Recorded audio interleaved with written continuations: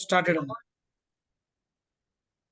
Praise the Lord. దేవునికి మహిమ కలుగును గాక.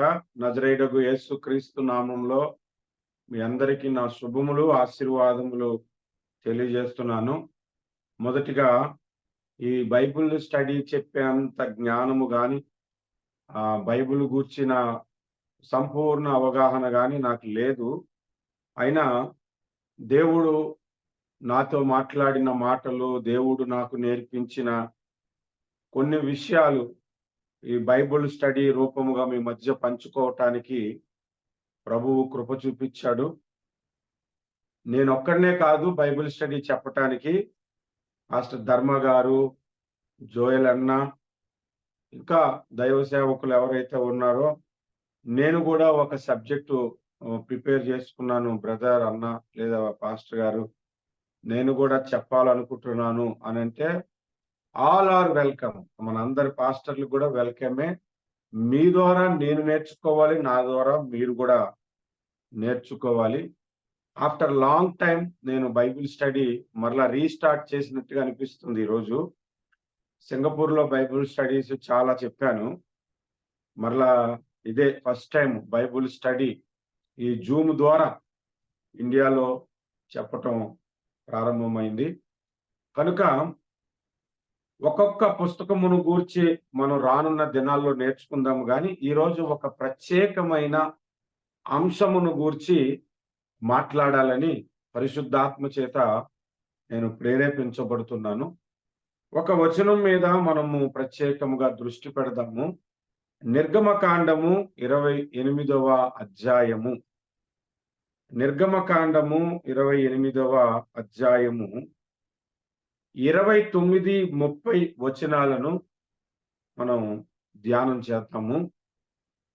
అట్లు అహరోను పరిశుద్ధ స్థలములోనికి వెళ్ళినప్పుడు అతడు తన రొమ్ము మీద న్యాయ విధాన పథకములోని ఇశ్రాయేలీల పేర్లను నిత్యము యెహోవా సన్నిధిని జ్ఞాపకార్థముగా భరింపవలెను. 30వ వచనము కూడా, మరియు నీవు న్యాయ విధాన పథకములో ఉరీము, తుమ్మీము అను వాటిని ఉంచవలెను. అహరోను యెహోవా సన్నిధికి వెళ్ళినప్పుడు అవి అతని రొమ్మున ఉండునట్లు అహరోను యెహోవా సన్నిధిని తన రొమ్మున ఇశ్రాయేలీల న్యాయ విధానమును నిత్యము భరించవలెను. చిన్న ప్రార్థన చేసుకొని ఈ వాక్య ధ్యానము మన బైబిల్ స్టడీలోనికి ప్రవేశిద్దాము. ప్రేమగల మా ప్రియ పరలోకపు తండ్రి, సర్వశక్తిమంతుడా, జీవాధిపతి యేసుక్రీస్తు ప్రభువా, నీకే స్తుతులు, స్తోత్రాలు, వందనాలు తెలియజేస్తూ ఉన్నాను. అయ్యా, కొద్ది సమయము నీ దాసుడు నీ లేఖనములలో నుండి కొన్ని విషయాలను పరిశీలించి పరిశోధించి మాట్లాడుతుండగానే నాతోనూ వింటున్న వారందరితోనూ మీరు మాట్లాడమని యేసుక్రీస్తు వారి శ్రేష్టమైన నామమున ప్రార్థన చేస్తున్నాను పరమ తండ్రి, ఆమేన్. ప్రభునందు ప్రియులారా, నిర్గమకాండము 28వ అధ్యాయము యాజకుడు ధరించవలసిన వస్త్రములను గూర్చి రాయబడింది. The 28th chapter కంప్లీట్లీ యాజకుని వస్త్రమును కొరకు రాయబడిన అధ్యాయం అది. ఆ వస్త్రములు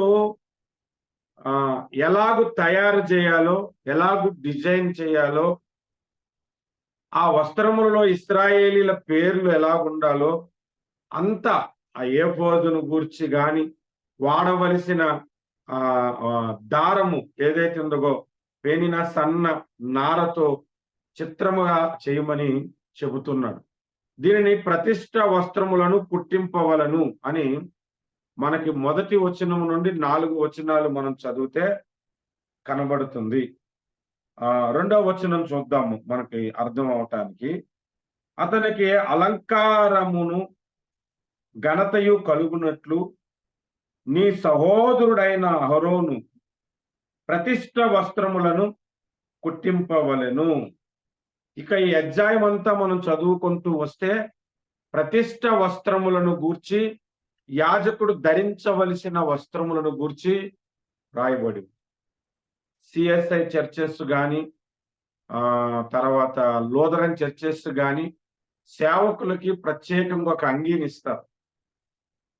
తర్వాత వాళ్ళొక కేటగిరీ, అంటే పాస్టర్ అయితే పాస్టరు, బిషప్ అయితే బిషప్, ఇలాగా వారికి ప్రత్యేకంగా కొన్ని పైన కండువాలాగా కప్పుకునేవి కూడా ఉంటాయి. దాన్ని బట్టి వాళ్ళ పోస్ట్ ఏంటో అర్థమవుతుంది. ఇశ్రాయేలీలకు కూడా యాజకులకు ప్రత్యేకంగా ఒక వస్త్రమును దేవుడు నియమించాడు. దేవుడు చెప్పిన ప్లానే, దేవుడు చెప్పిన డిజైనే ఇక్కడ పుట్టటం అనేది జరిగింది. అసలు భూమి మీద ఏ వస్తువన్నా ఉన్నదంటే అది దేవుడే మొదట ప్రారంభిస్తాడు. దేవుడు ప్రారంభించి తన సేవకుల ద్వారా, ప్రియుల ద్వారా అది భూమి మీదకి వస్తారు. ఈ రోజు మనం వస్త్రాలు కుట్టించేసుకుంటున్నాం, మంచి మంచి మోడల్స్ అంటే దానికి మూలము దేవుడు, దేవుని సేవకులే. ఒకవేళ ఇదే అంశం మీద మనం ధ్యానం చేస్తే ఫ్యూచర్ లో చాలా విషయాలు మనం నేర్చుకోవచ్చు. అయితే మన మూలవచనం ఏమిటి? నిర్గమకాండం 28:30లో ఇశ్రాయేలీలకు యాజకుడైన అహరోను ధరించవలసిన ప్రతిష్ట వస్త్రములలో న్యాయ పతాకం ఒకటి స్క్వేర్ లో ఉంటది. అది రొమ్మున పెట్టమని చెప్పాడు. ఇక్కడ ఉన్నటువంటి దానికి ఇలాగా వేలగట్టి రొమ్మున ఒక స్క్వేర్ లాగా ఉంటదన్నమాట న్యాయ పతాకం. ఆ న్యాయ పతాకములో 30వ వచనములో చూస్తే, నీవు న్యాయ విధాన పతాకములో ఉరీము తుమ్మీము అను వాటిని ఉంచవలెను అన్నాడు. ఇక్కడ మనం నేర్చుకోవలసిన అంశం ఏంటంటే ఉరీము తుమ్మీము అనేవి ఆ పతాకములో పెట్టమను. ఈ ఉరీము తుమ్మీము అంటే ఏమిటి అనంటే, దేవుడు ఆ ఉరీము తుమ్మీము ద్వారా కూడా ఇశ్రాయేలీల ప్రజలతో మాట్లాడేవాడు. ఇప్పుడు మనం ఇది అర్థం చేసుకోవటానికి బైబిల్లో దేవుడు మాట్లాడే విధానములు అనేది కొద్దిగా మనం ఒకసారి బైబిల్లో నుంచి కొన్ని విషయాలు చూద్దాం. దీనికి ఇంపార్టెంట్ గా ఒక ప్రాముఖ్యమైన వచనాన్ని మనం జ్ఞాపకం చేసుకుంటే, హెబ్రీలకు రాసిన పత్రిక 1వ అధ్యాయము 1వ వచనములో మనకు ఒక మాట కనబడుతుంది. 1వ అధ్యాయము 1వ వచనము, పూర్వకాలమందు నానా సమయములలోను నానా విధములుగాను ప్రవక్తల ద్వారా మన పితరులతో మాట్లాడిన దేవుడు. ఇక్కడ చూడండి, పూర్వకాలమందు నానా సమయములలోను నానా విధములుగాను ప్రవక్తల ద్వారా మన పితరులతో మాట్లాడిన దేవుడు. 2వ వచనం కూడా చదువుదాం, తర్వాత మనకు ఉపయోగపడుతుంది అది. ఈ దినముల అంతమందు కుమారుని ద్వారా మనతో మాట్లాడేను. ఇప్పుడు చూడండి, దేవుడు పాత నిబంధనలలో తన ప్రజలతో గాని ప్రవక్తలతో కానీ, లేదా ఒకవేళ అన్యజనులతోనైనా రాజులతోనైనా మాట్లాడాలనుకునేటప్పుడు ఎలా మాట్లాడేవాడంటే నానా విధములుగా అంటే ఇన్ని అని చెప్పలేము. మరి ఎన్నో కోణాలలో ఎన్నో విధాలుగా నానా సమయములలోనూ మాట్లాడేవాడు. కొంతమంది దేవుడు మాట్లాడే సమయం అంటే రాత్రి పడుకొని తెల్లవారు 3 గంటలప్పుడు దేవుడు మాట్లాడతాడు, అందుకే 3 గంటలకు లేచి ప్రార్థన చేయాలి అనేది పెట్టుకుంటారు. దేవుడు మాట్లాడడానికి ఒక ప్రత్యేకమైన టైం అవసరం లేదు. ఎందుకంటే ప్రతిరోజు సాయంత్రం పూట ఆదాము అవ్వలతో మాట్లాడాడు, ప్రతిరోజు రాత్రి బిలాముతో మాట్లాడాడు, మధ్యాహ్నం పట్ట పగలప్పుడు పేతురుతో మాట్లాడాడు, పౌలుతో మాట్లాడాడు. ఆయన మాట్లాడని సమయానికి ఏమైనా బైబిల్లో ఒక ప్రత్యేకమైన టైం ఏం పెట్టలేదు. 24/7 ఎనీ టైం, ఎప్పుడైనా దేవుడు మాట్లాడొచ్చు. అయితే ఆయన ఎలా మాట్లాడేవాడు అనంటే, దర్శనముల ద్వారా మాట్లాడాడు. ఒకటి యెషయా గ్రంథము 6వ అధ్యాయములో అత్యున్నత సింహాసనం మీద దేవుడు ఆసీనుడై ఉండుట ప్రవక్త అయిన యెషయా చూచాడు. చూసి దేవుని స్వరమును ఆ దినమందు విన్నాడని మనకి బైబిల్లో కనబడుతుంది. ఒక మాట ఆ మాట మనము చదువుదాము. యెషయా గ్రంథము 6వ అధ్యాయము 1వ వచనము నుండి 8వ వచనము వరకు దర్శన వివరం ఉన్నది. 9వ వచనములో మనము చూస్తే 8వ వచనంలో చూస్తే అప్పుడు నేను ఎవని పంపెదను, మా నిమిత్తము ఎవడు పోవునని ప్రభువు సెలవీయగా వింటిని అట. యెషయా భక్తుడు దేవుని స్వరం ఎలా విన్నాడంటే దర్శనము కలిగినప్పుడు విన్నాడు. సంఖ్యాకాండం 24:16లో చూస్తే, సంఖ్యాకాండం 24:16లో బిలాముకి దేవుడు దర్శనము ద్వారానే మాట్లాడాడు. 16వ వచనం, దేవవాక్కులను వినిన వాని వార్త, మహోన్నతుని విద్య నెరిగిన వాని వార్త, అతడు పరవశుడై కన్నులు తెరిచిన వాడై సర్వశక్తుని దర్శనము పొందెను. కొత్త నిబంధనలో కూడా అపోస్తుల కార్యాలు 16వ అధ్యాయము 9వ వచనంలో దేవుడు దర్శనమిచ్చి పౌలుతో మాట్లాడాడు. అంటే దేవుడు మాట్లాడే విధానాలు ఎన్నో కొన్ని బైబిల్లో నుంచి మీకు చూపెడుతున్నాను. దానిని బట్టి ఈ ఉరీము తుమ్మీము అనే విషయాన్ని మనం చూడొచ్చు. అపోస్తుల అప్పుడు మాసిదోనియా దేశస్థుడు ఒకడు నిలిచి నీవు మాసిదోనియాకు వచ్చి మాకు సహాయము చేయమని తనను వేడుకొనుచున్నట్లు రాత్రివేళ పౌలుకు దర్శనము కలిగెను. అంటే మనం ఈ వచనాలను బట్టి ఇంకా చాలా వచనాలు మనం చూసుకోవచ్చు. యెహెజ్కేలుకు కూడా దర్శనము ద్వారానే దేవుడు మాట్లాడాడు. దర్శనము అంటే నిద్రపోయినప్పుడు వచ్చేది కాదు. నిద్రపోయినప్పుడు కూడా రావచ్చు దర్శనము, మెలకువగా ఉన్నప్పుడు కూడా దర్శనము రావచ్చు. ఎందుకంటే పేతురు అపోస్తుల కార్యాలు 10వ అధ్యాయంలో మోకరించి మధ్యాహ్నం 12 గంటలప్పుడు ప్రార్థిస్తున్నప్పుడు దర్శనం వచ్చేసి, నిద్రపోతున్నప్పుడు వచ్చేది కళల ద్వారా దేవుడు మాట్లాడుట. దానియేలు గ్రంథం మనం చూస్తే దేవుడు కళల ద్వారా మాట్లాడినట్లు కనబడుతుంది. దానియేలు గ్రంథము 9వ అధ్యాయం 21వ వచనం, క్షమించండి, దానియేలు గ్రంథము 2వ అధ్యాయము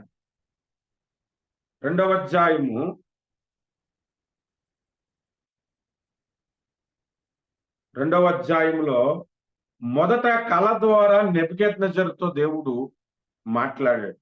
ఆ కళ మర్చిపోయాడు రాజు.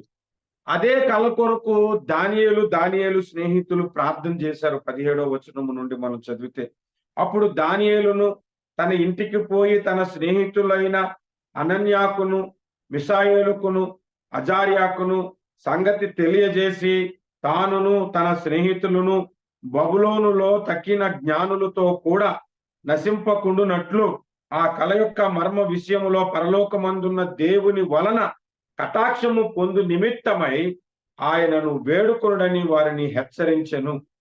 అంతట రాత్రి యందు దర్శనము చేత ఆ మర్మము దానియేలుకు బయలుపరచబడెను. చూసారా ఆ మాట? దానియేలుకు దేవుడు ఎలా మాట్లాడాడు? నెబుకద్నెజరుకు ఒక కళ వచ్చింది, కళ ద్వారా మాట్లాడాడు. ఆ కళ భావం ఏమిటో నెబుకద్నెజరుకు తెలియదు, కళ కూడా మర్చిపోయాడు.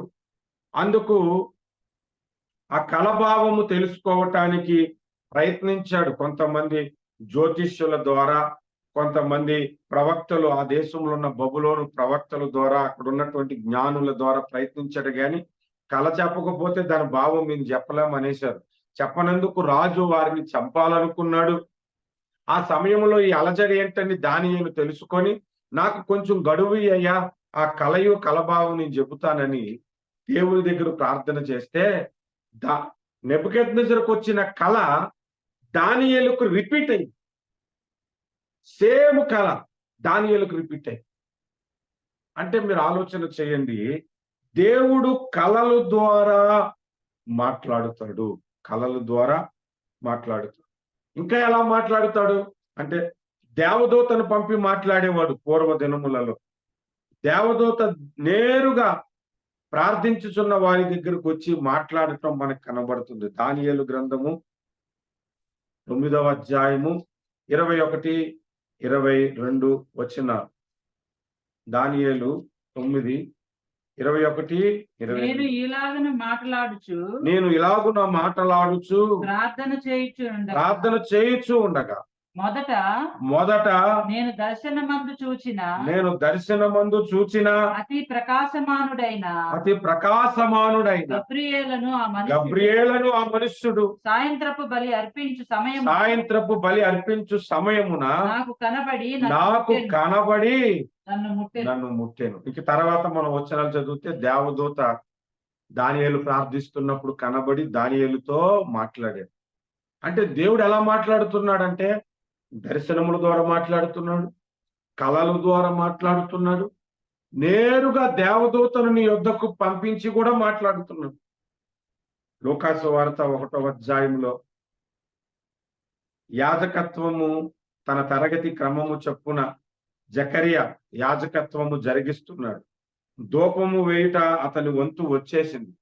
అతడు ధూపం వేస్తున్నాడు. అప్పటికే ఆయన వృద్ధుడు, ఆయన భార్య వృద్ధురాలు. ఆమెకు కూడా ఎలిజబెత్ ఆమె పేరు. ఆమె కూడా గొడ్రాలు, కుమారుడు లేక చాలా కాలం ఎదురు చూస్తుంది. ఈ లూకాసు వార్త 1వ అధ్యాయము 8వ వచనం నుండి మనం చదివితే, జకరియా తన తరగతి క్రమము చొప్పున దేవుని ఎదుట యాజక ధర్మము జరిగించుచుండగా, యాజక మర్యాద చొప్పున ప్రభు ఆలయములోనికి వెళ్లి ధూపము వేయుటకు అతని వంతు వచ్చెను. ధూప సమయమందు ప్రజలు సమూహమంతయు వెలుపల ప్రార్థన చేయుచుండగా, ప్రభువు ధూపవేదిక కుడివైపున నిలిచి అతనికి కనబడగా, ఒక జకరియాకే కాదు, మరియకు కూడా గబ్రియేలు దూత కనబడ్డాడు, మాట్లాడాడు. అంటే దర్శనముల ద్వారా మాట్లాడుతున్నాడు, స్వప్నముల ద్వారా మాట్లాడుతున్నాడు, దేవదూతను పంపించి కూడా మాట్లాడుతున్నాడు. న్యాయాధిపతుల గ్రంథం 13వ అధ్యాయంలో మనోహ భార్య ఒంటరిగా ఉన్నప్పుడు దేవదూత ఒకడు వచ్చి ఆమెతో మాట్లాడాడు. అమ్మా, నువ్వు గర్భవతి కుమారుని కంటావు, ఆయనకు తల మీద కటింగ్ వేయొద్దు, నాజీరు చేయబడ్డాడు అతడు అని. ఆ విషయము ఆయన ఎలా పెంచాలో కూడా తెలుసుకొనుటకు తన భర్త దగ్గరికి వెళ్ళి విషయం చెప్పిన తర్వాత తన భర్త ప్రార్థన చేశాడు. అతని పేరు మనోహ. అతను ప్రార్థించిన తర్వాత కూడా దేవదూత దిగి వచ్చాడు, వారితో మాట్లాడాడు కదా. అంటే దేవదూతలను పంపి మాట్లాడిన సందర్భాలు బైబిల్లో మనకి అనేక చోట్ల కనబడుతున్నాయి. దేవదూత ద్వారా దేవుడు మాట్లాడాడు. అంటే పూర్వ దినములలో దేవుడు నానా సమయములలోనూ నానా విధములుగాను మాట్లాడాడట. ఇంకా దేవుడు ఎలా మాట్లాడేవాడు అనంటే, చీట్లు వేసుకుంటే చీట్ల ద్వారా కూడా మాట్లాడినట్లు కనబడుతుంది. సంఖ్యాకాండము 26వ అధ్యాయము 55, 56 వచనాలు మనము చూస్తే, సంఖ్యాకాండము 26వ అధ్యాయము 55, 56 వచనాలు.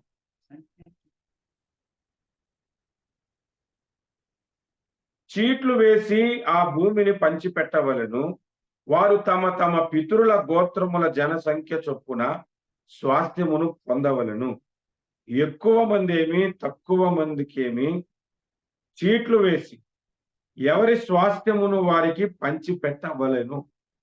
ఇశ్రాయేలీలు కనాను దేశానికి వెళ్ళిన తర్వాత ఆ దేశము ఏ గోత్రం వారికి తూర్పు వైపు ఇవ్వాలి, పడమటి వైపు ఇవ్వాలి, ఉత్తర దక్షిణ వైపు ఇవ్వాలి అనేది చీట్లు వేస్తే, ఆ చీట్లు ప్రకారంగా ఒక్కొక్క గోత్రానికి దేవుడు నిర్ణయించాడు. ఆ చీట్లు ప్రకారముగానే వాళ్ళకి యెహోషువ గ్రంథంలో చూస్తే వాళ్ళకి ఆ స్థలాలు వచ్చాయంట. ఆ చీట్లు వేసిన తర్వాత మీరు యెహోషువ గ్రంథాన్ని ఒకసారి ధ్యానం చేయండి. కొన్ని గోత్రముల వారు తూర్పు వైపు, కొన్ని గోత్రముల వారు పడమట వైపు, కొందరు ఉత్తర, దక్షిణ వచ్చారంట. వచ్చిన తర్వాత ఆ వ్యూను మనం పైనుంచి చూస్తే క్రాస్ కనబడుతుంది, శిలువ గుర్తు కనబడుతుంది. ఆ విధముగా వారికి ఆ ల్యాండ్‌ను పంచాడు. అంటే ఎవరికి ఎటువైపు ల్యాండ్ ఇవ్వాలో చీట్ల ద్వారా దేవుడు వారితో మాట్లాడాడు. చీట్ల ద్వారా దేవుడు అక్కడ ఒక దగ్గరే కాదు, చాలా సందర్భాల్లో. న్యాయాధిపతుల గ్రంథము 20వ అధ్యాయము 9వ వచనం, 20వ అధ్యాయము 9వ వచనంలో యుద్ధానికి వెళ్ళాలా లేదా అనే విషయములో మనము గిబియా ఎడల జరిగించవలసిన దానిని నెరవేర్చుటకై చీట్లు వేసి దాని మీద పోదుము జనులు అని కనబడుతుంది. చూసారా? చీట్లు వేసిన తర్వాత యుద్ధానికి వెళ్ళాలా లేదా అనేది దేవుడు నిర్ణయించాడు. ఇంకా మొదటి సమూయేలు గ్రంథము 14వ అధ్యాయములో కూడా, మొదటి సమూయేలు గ్రంథము 14వ అధ్యాయములో కూడా ఫిలిష్తీయుల దగ్గరికి యుద్ధానికి వెళ్ళేటప్పుడు పౌలు ఒక మాట చెప్పాడు. ఆ మాట ఏంటంటే, సాయంత్రం అయ్యేంత వరకు కూడా ఎవరు భోజనం చేయకూడదు, ఉపవాసం ఉండాలి, యుద్ధము జరగాలి, నేను చెప్పేంత వరకు ఎవరు ఏమి తినకూడదు. ఆ తర్వాత యుద్ధము విషయంలో ప్రార్థన చేశాడంట పౌలు. 36వ వచనములు చూస్తే, అంతటా మనం రాత్రి అందు ఫిలిష్తీయులు తరిమి తెల్లవారు వరకు వారిని కలత పెట్టి శేషించువాడు ఒకడును లేకుండా చేతుము రెండని పౌలు ఆజ్ఞ ఇయ్యగా, జనులు నీ దృష్టికి ఏది మంచిదో అది చేయమనేది. అంతటా సౌలు, యాజకుడు ఇక్కడనే ఉన్నాడు, దేవుని యొద్ద విచారణ చేద్దాము రండి అని చెప్పి, సౌలు ఫిలిష్తీయుల వెనక నేను దిగిపోయిన ఎడల నీవు ఇశ్రాయేలు చేతికి వారిని అప్పగింతువా అని దేవుని యొద్ద విచారణ చేయగా, ఆ దినమున ఆయన అతనికి ప్రత్యుత్తరం ఇయ్యక ఉండెను. దేవుడు మాట్లాడలేదు. మాట్లాడకపోయేసరికి పౌలుకు డౌట్ వచ్చింది, ఎవరి దగ్గర దోషం ఉన్నది, అది దేవుని ప్రజలా లేదా నా కుటుంబం నేనా అనేది మనం చీట్లు వేసి తెలుసుకుందామని చెప్పి సౌలు కుమారుడు పక్కకు వచ్చారు. ఇశ్రాయేలు ప్రజలందరూ ఒక పక్కకి వెళ్ళారు, చీట్లు వేశారంట. చీట్లు వేయగానే అక్కడ మనం చూస్తే 41వ వచనములో, అప్పుడు పౌలు ఇశ్రాయేలీయులు దేవుడైన యెహోవా దోషి చదువు. అప్పుడు సౌలు ఇశ్రాయేలీయులకు దేవుడవైన యెహోవా దోషిని కనపరచుమని ప్రార్థింపగా, సౌలు పేరిటను యోనాతాను పేరిటను చీటి పడెను. చూసారా? చీటి ఎవరి పేరుట పడింది? సౌలు పేరిటను యోనాతాను పేరిటను పడింది. 42వ వచనం కూడా చూస్తే, నాకును నా కుమారుడైన యోనాతానుకును చీట్లు వేయుడని సౌలు ఆజ్ఞ ఇయ్యగా, యోనాతాను పేరిట చీటి పడింది. చూసారా ఎంత క్లారిటీగా చీటి వచ్చేసింది. ఇక్కడ ఒక చోట కాదు, ఇంకా మనం యెహోషువ గ్రంథములో కూడా హాయి పట్టణమునకు యుద్ధానికి వెళ్దాం అనుకునేటప్పుడు, అది పెద్ద పట్టణమే కాదు, 3000 మంది చాలే యుద్ధానికి వెళ్ళిపోదాం అనుకున్నారు. 3000 మందిని తీసుకొని వెళ్తే హాయి పట్టణం ఎదుట వాళ్ళు నిలవలేక తిరిగి వచ్చేసారు. ఎవరి వలన ఇలా జరిగింది అనే దాని విషయంలో చీట్లేస్తే కూడా తెలిసిపోయింది. యోనా గ్రంథములో కూడా ఎవరి వలన ఈ దోషము, ఈ ఓడ మునిగిపోయే ప్రమాదం కలిగిందో చీట్లు వేస్తే యోనా మీదకి చీటు వచ్చింది. దేవుడు చీట్ల ద్వారా ఆ విధంగా కూడా మాట్లాడినట్లు కనబడుతుంది. అపోస్తుల కార్యాలు 1వ అధ్యాయములో అపోస్తులలో ఒకడు తప్పిపోయాడు, ఇస్కరియోతు యోధ. అతని ప్లేసులో ఒకరిని పెట్టుకొనటానికి అక్కడ 2 వ్యక్తులు కనబడుతున్నారు.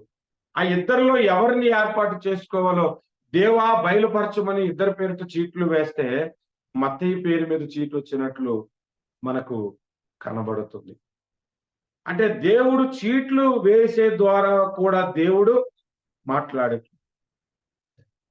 ఇంకా మనం లోతుగా వెళ్ళిపోతే సూచనల ద్వారా దేవుడు మాట్లాడుతున్నాడు. సూచన చూపించి సూచక్రియల ద్వారా దేవుడు మాట్లాడాడంట. మీకు కొన్ని రిఫరెన్సులు చెప్తాను. యెహోషువ గ్రంథము 7వ అధ్యాయము, న్యాయాధిపతుల గ్రంథము 6వ అధ్యాయము, సమూయేలు గ్రంథము 10వ అధ్యాయములో సూచనల ద్వారా దేవుడు మాట్లాడాడు. ఇంకొంచెం లోతుగా వెళ్ళిపోతే దేవుడికి ఎలా మాట్లాడాడు అనంటే గాడిద ద్వారా కూడా మాట్లాడాడు బిలాముతో. మనందరికీ తెలుసు సంఖ్యాకాండం 28వ అధ్యాయంలో దేవుడు గాడిదకు స్వరమిచ్చి ఆ గాడిద ద్వారా కూడా ప్రవక్తతో దేవుడు మాట్లాడాడు. అంటే నానా విధములుగా నానా సమయములలో దేవుడు మాట్లాడాడు. ఇంకా ప్రవక్తల ద్వారా మాట్లాడాడు.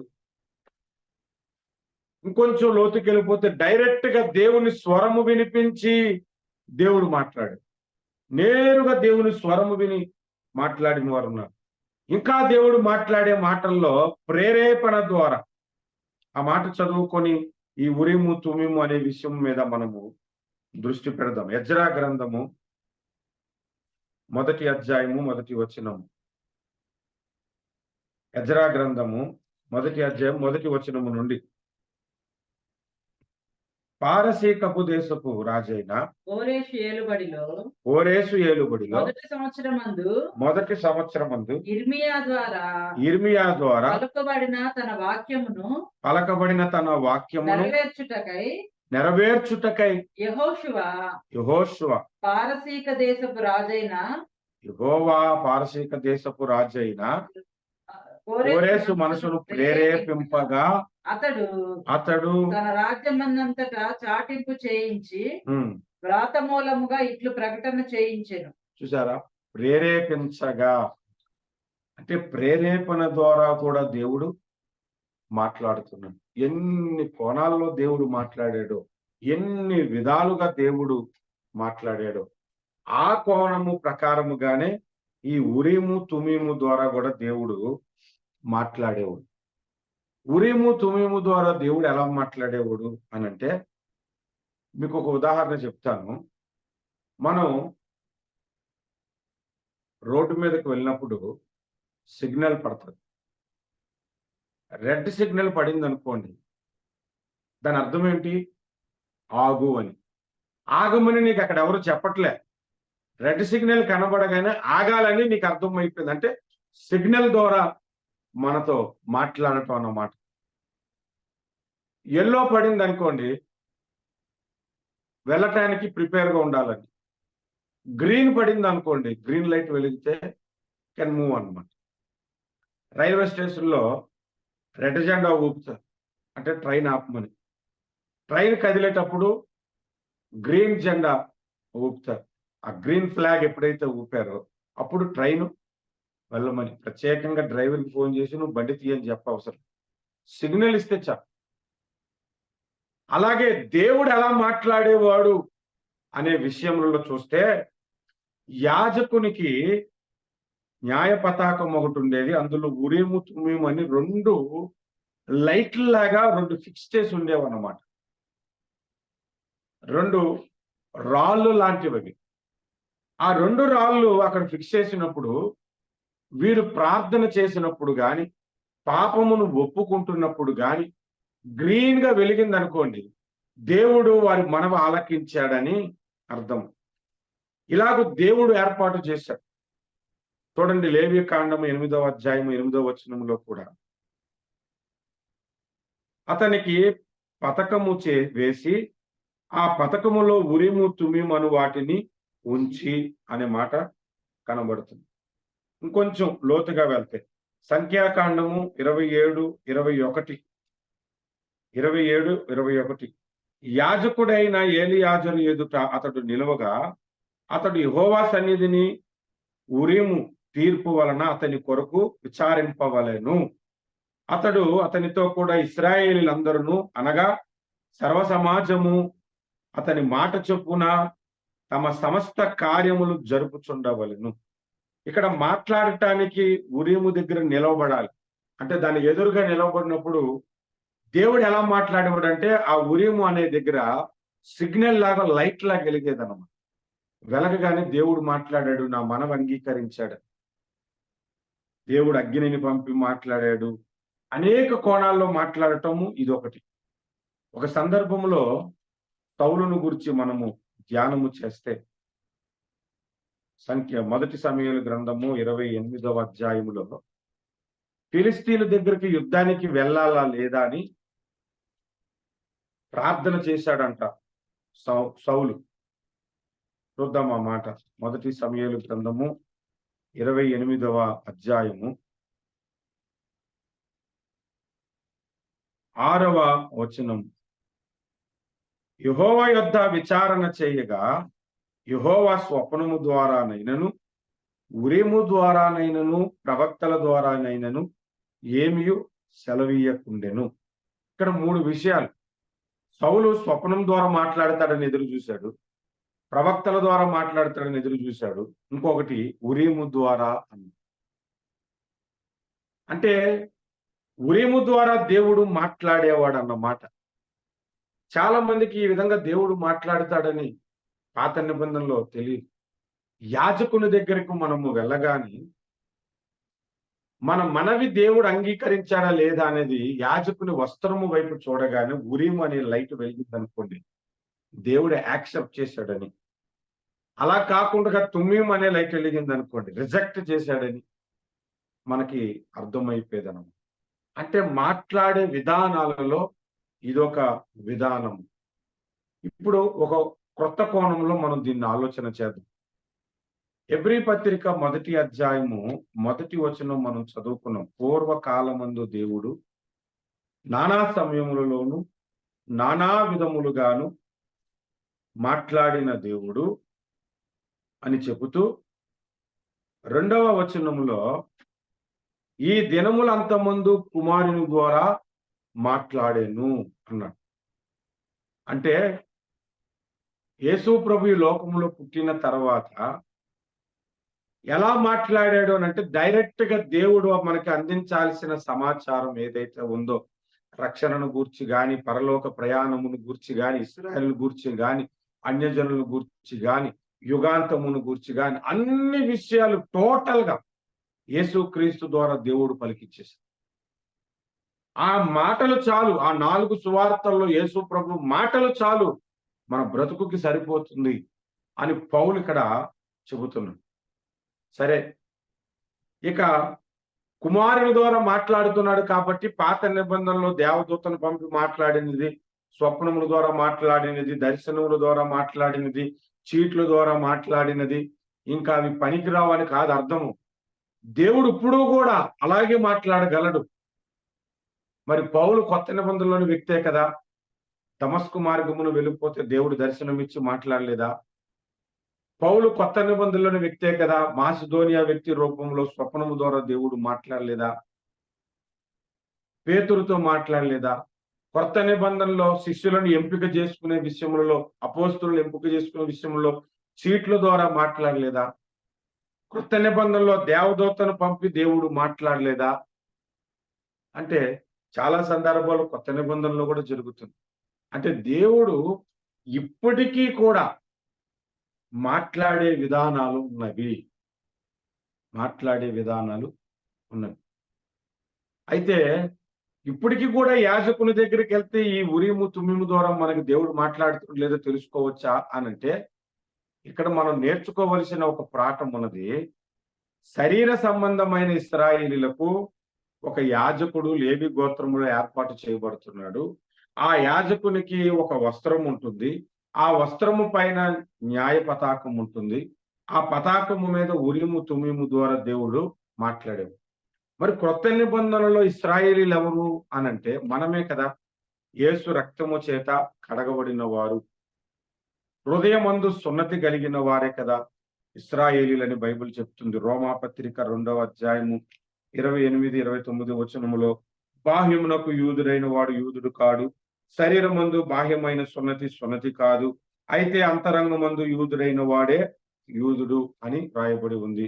గలతీ పత్రిక ఆఖరి అధ్యాయములో ఈ పద్ధతి చొప్పున చేయువాడు అనగా ఇశ్రాయేలీలకు అన్నాడు. అంటే క్రొత్త సృష్టి పొందుటయే అన్నాడు.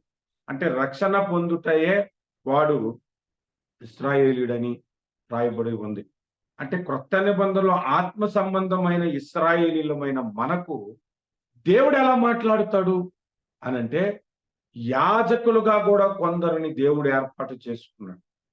సేవ చేయటానికి కొందరిని దేవుడు పేతురు పత్రిక 2వ అధ్యాయం 9వ వచనంలో పిలుచుకున్నాడు కదా. రాజులు గాను యాజకులు గాను పిలుచుకున్నాడని. అంటే సేవకుల ద్వారా కూడా దేవుడు ఈ దినములలో మాట్లాడుతున్నాడు.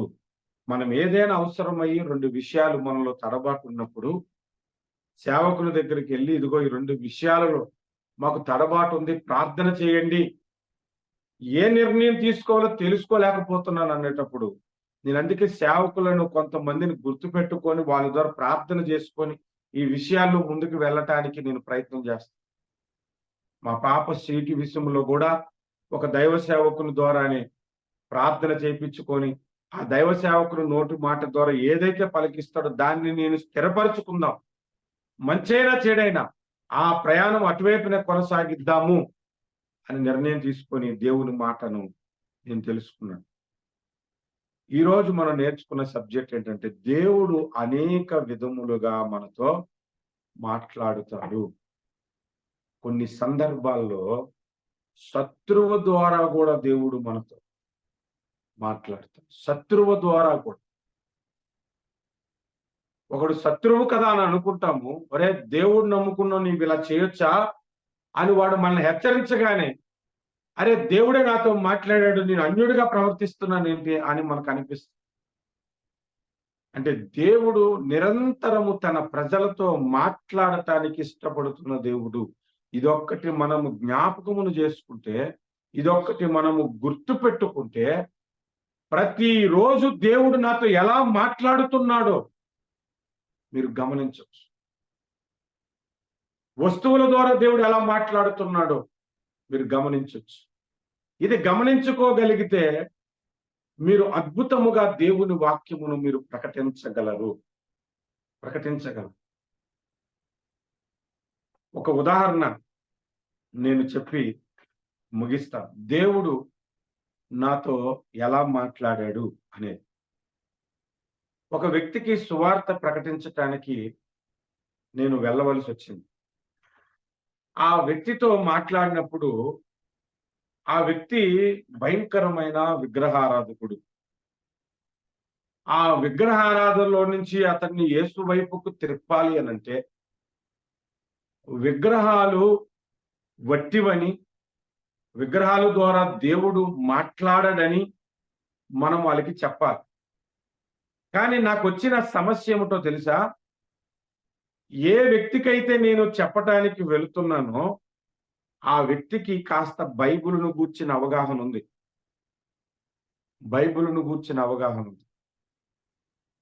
ఆ వ్యక్తిని గూర్చి బైబిల్ గూర్చిన అవగాహన ఉన్నది కాబట్టి నేను చాలా ప్రార్థన చేసుకొని ఆ వ్యక్తికి నేను ఎలాగ సువార్త అందజేయాలి అని వెళ్ళేటప్పుడు, నాకు ముందు నాతో పాటు ఒక సహోదరుడు వచ్చాడు. అతడు ముందు అతనికి సువార్త చెప్పటం ప్రారంభించాడు అన్నమాట.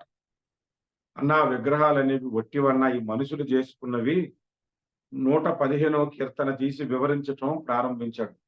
కళ్ళుండి చూడవు, చెవులుండి వినవు, చేతులుండి పనిచేయవు, నోరుండి మాట్లాడవు, వాటిని పూజించువారు అటువంటి వారితోని సమానమని చెబుతుంది. కనుక విగ్రహారాధన చేయకూడదు అని చెబితే, అతడు బైబిల్లో ఒక వచనం చూపించి మాట్లాడాడు.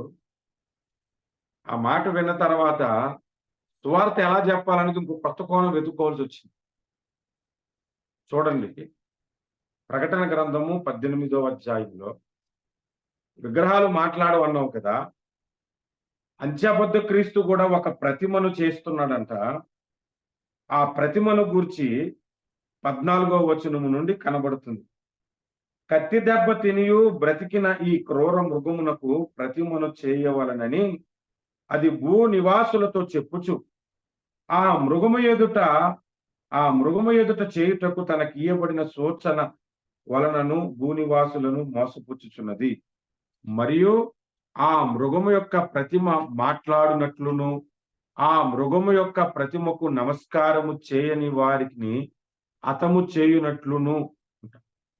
ఆ మృగము యొక్క ప్రతిమ ఏ ప్రతిమ అయితే చేశాడో ఆ ప్రతిమ మాట్లాడే శక్తి ఉంటుంది. మాట్లాడటం అంటే, ఇప్పుడు మంకీది ఒక యాప్ వచ్చింది. ఆ మంకీతో మనం ఏదంటే అదే అంటది తిరిగి. నీ పేరేటంటది చెప్తుంది కానీ దాని పేరు చెప్పదు. కానీ ఈ విగ్రహం అలా కాదు. నీ పేరేటంటే పేరు చెప్తుంది, నీ గురించి కూడా విషయాలు చెప్తుంది. నువ్వు ఎప్పుడు పుట్టావో చెప్తుంది, నీ గతమే చెప్తుంది, నీ పరిస్థితి చెప్తుంది. అనేకులు ఆ విగ్రహము దేవుడు అనుకొని వెళ్ళి మొక్కుతారు. మరి విగ్రహాలు మాట్లాడవు అని బైబిలే చెబుతుంది.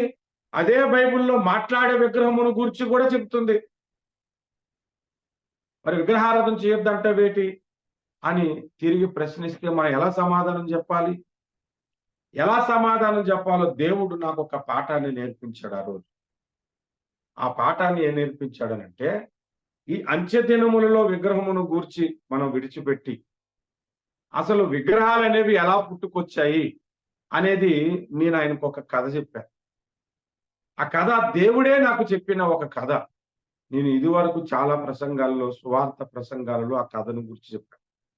ఆ కథ ఏంటంటే, బుర్రల దేవుడు. ఈ దేవుడిని నేనే కనిపెట్టా వాస్తవంగా. నేను ఆయనకు ఒక కథ చెప్పాను. బుర్రల దేవుడు అని ఒక దేవుడు ఉన్నాడు. ఆ బుర్రల దేవుడిని ఒక వ్యక్తి మొదట పూజించాడు. బుర్రల దేవుడు అంటే మరి చుట్టూ 4 వైపుల బుర్రలుండే దేవుడు ఉన్నాడుగా బ్రహ్మ అని. అలాగే ఇటు కొన్ని బుర్రలు, ఇటు కొన్ని బుర్రలు ఉండే దేవుడు కూడా ఉన్నాడు. రావణాసురుడే కానీ దేవుడిగా పూజిస్తారు కొందరు. అందుకని నేనేం చేశానంటే బుర్ర మీద బుర్ర ఒక దేవుని గురించి ఒక కథ చెప్పాను. దేవుడు నాకు చెప్పిన కథ. ఇదేం దేవుడు నేను ఎప్పుడు వినలేదే అని అన్నాడు. ఆ బుర్రల దేవుడు ఒక వ్యక్తి వెళ్ళి పూజించాడు. తర్వాత ఆయనకి పెళ్ళయింది. తన భార్యను తీసుకెళ్లి పూజింపజేశాడు. పిల్లలు పుట్టారు. పిల్లలు తీసుకెళ్లి పూజింపజేశారు. ఆ పిల్లలు కూడా పెరిగారు. వాళ్ళకి పెళ్ళిళ్ళయ్యాయి. వారికి పిల్లలు పుట్టారు. ఇలాగ ఒక 10 తరాల తర్వాత ఈ బుర్రల దేవుడికి ఒక చరిత్ర వచ్చేసింది. ఒక పుస్తకం వచ్చేసింది. ఒక పాపులారిటీ వచ్చేసింది. ఆ తర్వాత కొన్ని తరాల తర్వాత ఆ బుర్రల దేవుడి చరిత్ర కూడా మర్చిపోయారు. మాకొక దేవుడున్నాడు అంతే. ఆ దేవుడి చరిత్ర కూడా తెలీదు. అలాగే ప్రతి విగ్రహము వెనక మనం ఆలోచన చేస్తే మనుషులు తయారు చేసిన విగ్రహాలే అని ఒక క్రొత్త కోణములో ఆ వ్యక్తికి నేను సువార్తను ప్రజెంటేషన్ చేసి, అంటే దేవుడు నాకు ప్రేరేపించి నా హృదయములో పెట్టిన ఒక సువార్త సందేశం అది. అలా మాట్లాడినప్పుడు ఆ వ్యక్తికి నేను ఒక ఆలోచింపజేసి ఒక వ్యక్తి చెప్పాను, నువ్వు ఏ దేవుడిని పూజిస్తున్నావో, ఏ విగ్రహాన్ని పూజిస్తున్నావో దాని ప్రారంభ చరిత్ర తెలుసుకొని రా అని. కానీ నేను నమ్ముకున్న దేవుడు అనేక రీతిలుగా మనతో మాట్లాడుతాడు. మాట్లాడే జీవము కలిగిన దేవుడిని మేము ఆరాధన చేస్తున్నాము. నీతో కూడా మాట్లాడుతాడు. ప్రేరేపణ ద్వారా మాట్లాడొచ్చు, నీ బంధువుల ద్వారా మాట్లాడొచ్చు, వాక్యము ద్వారా మాట్లాడొచ్చు. ఇప్పుడు మాట్లాడుతున్న నా ద్వారా కూడా నీతో మాట్లాడుతున్నాడు. అదంతా ఎందుకండి? బైబిలును వాక్యం ద్వారా దేవుడు మనతో మాట్లాడుతున్నాడు. దేవుడు అనేక కోణాలలో ప్రతి వ్యక్తితో కూడా మాట్లాడుతాడు. ఇది మనం ప్రథమముగా నేర్చుకోవలసినటువంటి విషయం. ఈనాడు క్రైస్తవుల్లోనే దేవుడు మాట్లాడే విధానాన్ని తెలుసుకొనక వారి సొంత ఆలోచనల చేత వెళ్ళిపోతున్నాడు. దేవుడు ఆలోచన ఇచ్చి కూడా మాట్లాడుతాడని, ఆలోచనకర్త అని బైబిల్ మనకి చెబుతుంది. కనుక ప్రియమైనటువంటి వారలారా, ఈ తొలి బైబిల్ స్టడీలో ఈ అంశాన్ని నేను ఎందుకు చెబుతున్నానంటే, దేవుడు ఒక్కొక్క పుస్తకం ద్వారా అనేక సంగతులు దేవుడు మనతో మాట్లాడతాడు. ఒక్కొక్క సబ్జెక్టు ద్వారా దేవుడు అనేక సంగతులు మనతో రానున్న దినములలో మాట్లాడబోతున్నాడు. కనుక ఈ మొదటి సందేశము, ఈ మొదటి బైబిల్ క్లాసులో దేవుడి మాట్లాడే విధానమును మనం తెలుసుకోగలిగితే, ఆ తర్వాత మనం ధ్యానించబోతున్న అంశాలు ఏవైతే ఉన్నాయో, లేదంటే పుస్తకం ఏదైతే ఉన్నదో దానిని బట్టి దేవుడు ఎలా మాట్లాడతాడో తెలుసుకోవచ్చు.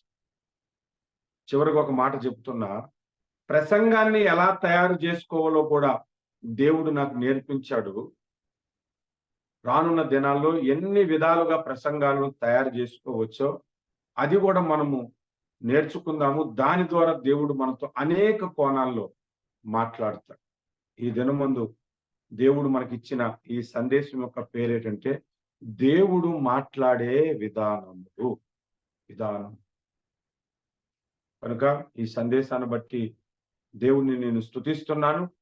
ఈ వాక్యమును ప్రకటించడానికి దేవుడు నాకు ఇచ్చిన ఈ సమయాన్ని బట్టి దేవునికి కృతజ్ఞతలు తెలియజేస్తున్నాను. ఒక చిన్న ప్రార్థన చేసుకొని మనము ముగించుకుందాము. ఎవరైనా ప్రేరేపింపబడిన వారు వీరిలో ఒకరు ప్రార్థన చేయాల్సిందిగా నా మనవి.